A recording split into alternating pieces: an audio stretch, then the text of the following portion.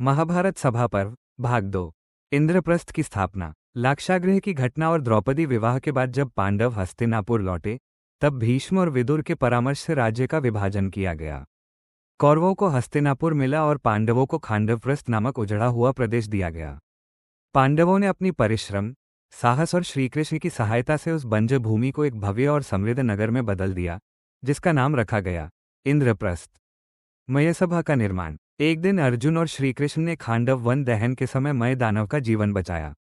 कृतज्ञ होकर मय दानव ने पांडवों के लिए एक अद्भुत सभा भवन का निर्माण किया, जिसे मयसभा कहा गया।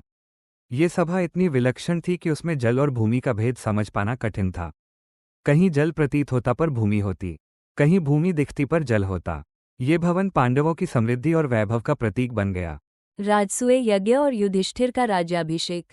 इंद्रप्रस्थ की उन्नति के बाद युधिष्ठिर ने राजसूय यज्ञ करने का निश्चय किया। इस यज्ञ का उद्देश्य था समस्त आर्यावर्त पर अपनी सार्वभौम सत्ता स्थापित करना।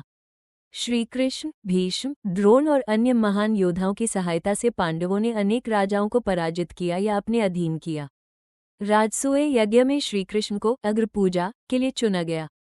ये सम्मान देखकर चेदी नरेश शिशुपाल क्रोधित हो उठा और उसने श्रीकृष्ण का अपमान किया। अंततः जब उसके 100 अपराध पूर्ण हुए, तब श्रीकृष्ण दर्शन चक्र से उसका वध कर दिया। सभा में धर्म और अधर्म का यह अद्भुत दृश्य उपस्थित हुआ। दुर्योधन की ईर्ष्या। राजसूय यज्ञ और मयसभा का वैभव देखकर दुर्योधन के मन में ईर्ष्या और भी प्रबल हो गई। जब वो मयसभा में भ्रमित होकर जल को भूमि समझ बैठा और गिर पड़ा, तब भीम और द्रौपदी की हल्की हंसी ने उसके अहंकार को चोट पहुंचाई। उसने इसे अपना अपमान समझ लिया और प्रतिशोध की अग्नि में जलने लगा। शकुनी की कुटिल योजना। दुर्योधन ने अपने मामा शकुनी के साथ मिलकर पांडवों को पराजित करने की योजना बनाई। शकुनी पासों का महान खिलाड़ी था और छलकपट में निपुण था। उसने धृतराष्ट्र को समझाकर युधिष्ठिर को द्यूत क्रीड़ा के लिए आमंत्रित करवाया। द्यूत क्रीड़ा का आरंभ युधिष्ठिर धर्मराज थे, परंतु उन्हें जुए का निमंत्रण अस्वीकार करना अनुचित लगा। वे हस्तिनापुर पहुंचे और द्यूत क्रीड़ा आरंभ हुई। शकुनी दुर्योधन की ओर से पासे खेल रहा था। एक एक कर युधिष्ठिर अपना धन, राज्य, रत्न, सेना और अंततः अपने भाइयों को भी हार गए। द्यूत की लत और छलपूर्ण खेल ने स्थिति को भयावह बना दिया। अंत में युधिष्ठिर ने स्वयं को भी दांव पर लगा दिया और हार गए। फिर उन्होंने द्रौपदी को भी दांव पर लगा दिया। द्रौपदी का अपमान। सभा में द्रौपदी को बुलाया गया। उसने प्रश्न किया, जो स्वयं को हार चुका है, क्या वह मुझे दांव पर लगा सकता है?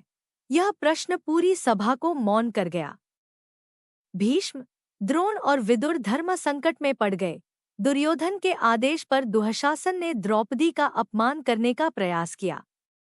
द्रौपदी ने श्री कृष्ण को पुकारा। श्री कृष्ण की कृपा से उसकी लाज की रक्षा हुई और उसका चीर बढ़ता ही गया।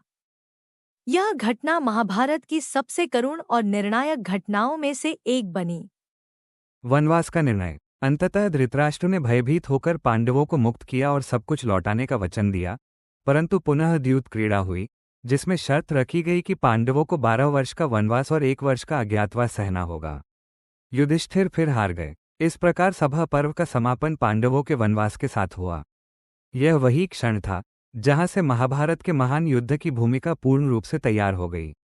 सभा पर्व का महत्व। सभा पर्व हमें सिखाता है कि ईर्ष्या, अहंकार और अधर्म अंततः विनाश की ओर ले जाते हैं।